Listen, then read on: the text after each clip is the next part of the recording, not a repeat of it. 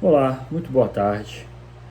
Nessa véspera de Natal, eu estava aqui refletindo um pouco na palavra do Senhor e a palavra de Deus veio me trazer um pouco de luz sobre algumas questões da nossa vida.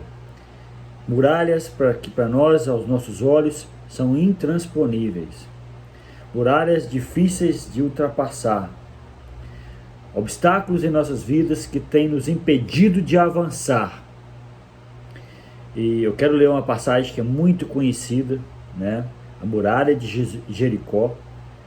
Ela é vencida pelos judeus quando eles estão ali entrando na terra prometida. A primeira cidade que eles conseguem conquistar é a cidade de Jericó. E nessa cidade, em frente a ela, havia uma muralha muito conhecida pela sua força. Ela tinha cerca de 4.000 metros de comprimento. Ela rodeava toda a cidade. Ela tinha 12 metros de altura aproximadamente, 8 metros e meio de comprimento aproximadamente. Tinha 34 torres de vigília. Ou seja, para aquela época que não tinha os armamentos de hoje, para você ultrapassar uma barreira dessa, simplesmente com mãos humanas, era quase impossível, não teria como. E o povo de Israel, apesar de ser o povo de Deus, não tinha poder bélico até então, né? Porém, eles tinham o Senhor. Olha o que a palavra nos fala. Lá em Josué, no capítulo 6, a palavra de Deus nos fala assim. Eu estou com a Bíblia King James. Eles falam que é a palavra que mais se aproxima do original do português. A palavra nos fala assim, muito rica essa mensagem. A conquista da cidade de Jericó, Josué capítulo 6. Os portões de Jericó estavam muito bem trancados, a fim de que os israelitas não pudessem invadir a cidade. Ninguém podia entrar nem sair da fortaleza. Então Yahvé falou a Josué: Vê, entrego nas suas mãos Jericó, seu rei e seus homens de guerra. Vós todos os comandantes dai uma volta ao redor da cidade, cercando-a uma vez, e assim os farei durante mais 7 dias. 7 sacerdotes levarão cada um o seu chofar, sua trombeta feita de chifre de carneiro, à frente da arca no 7º dia. Marcharão todos 7 vezes ao redor da cidade, e os sacerdotes tocarão as trombetas. Então, quando as trombetas soarem um longo toque, todo o povo bradará um forte grito de guerra, e as muralhas da cidade ruirão, e o povo atacará, cada um do lugar onde estiver posicionado. Josué, filho de Num, convocou os sacerdotes e lhes ordenou: tomai a arca da aliança, e 7 sacerdotes, tome 7 chofarot, trombetas, e sigam à frente da arca de Yahvé.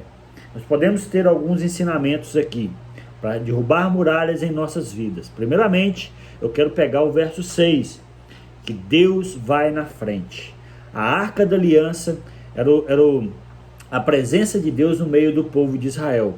Era a presença de Deus. Aquela arca significava isso para o povo. Então ele ia na frente. Então, se você tem uma muralha para derrubar, lembre-se, coloque Deus na frente da sua questão, da sua vida. E não há barreira que suporte o poder deste Deus. Então é a primeira coisa. A segunda coisa, você homem, você pai de família, você é o sacerdote da sua casa. Então os sacerdotes também iam na frente, junto com a arca, né? Eles estavam ali sinalizando o caminho a seguir. Ou seja, você tem que ter o posicionamento de sacerdote da sua casa. Não terá como você vencer as barreiras se o sacerdote estiver lá atrás ou no meio. Ele tem que estar na frente, apontando o caminho. Eu quero falar também um pouco das muralhas que nós temos tido em nossas vidas. Eu vou pegar somente 2 porque o tempo é muito curto. Eu não quero fazer um vídeo muito longo. A primeira, eu queria pegar a do perdão.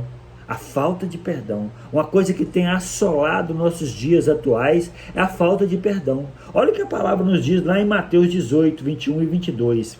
Pedro chega diante de Deus, você pode ler na sua casa, Mateus 18, 21 e 22, e pergunta ao Senhor Jesus quantas vezes deveria perdoar o próximo. Então Jesus vira para ele e fala, 70 vezes 7, ao dia.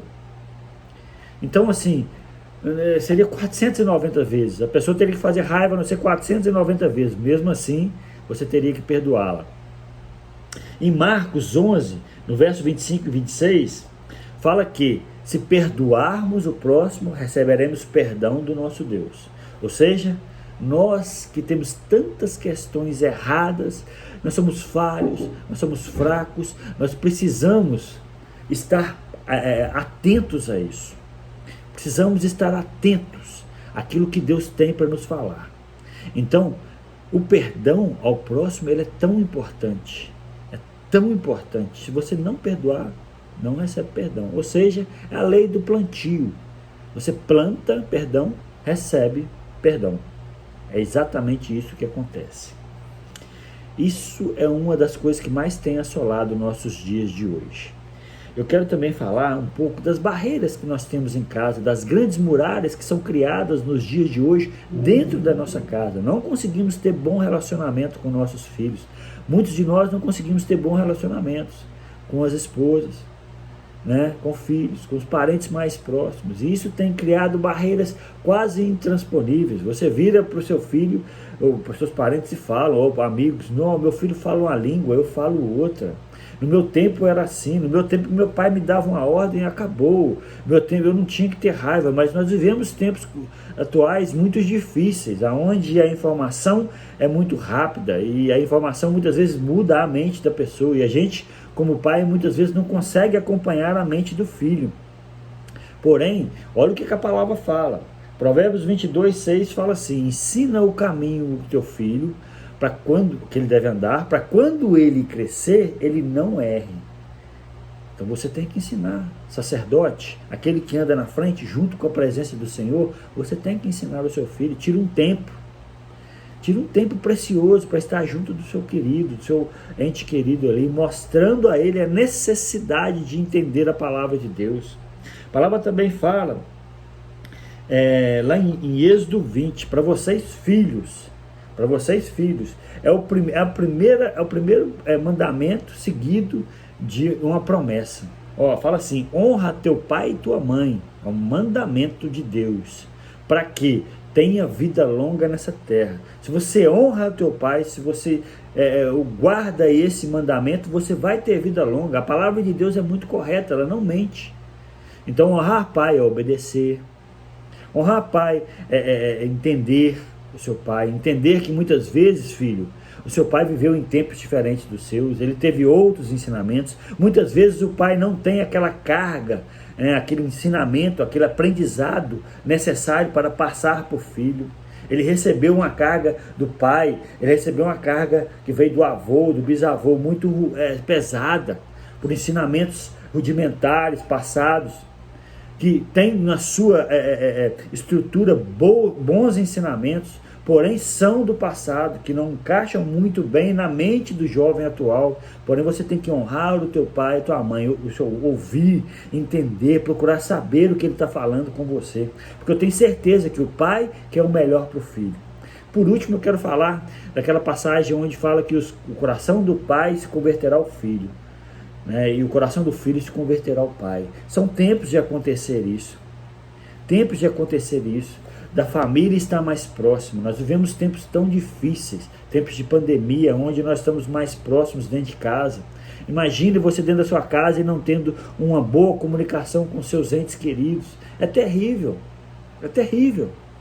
Entenda bem o que a palavra de Deus fala.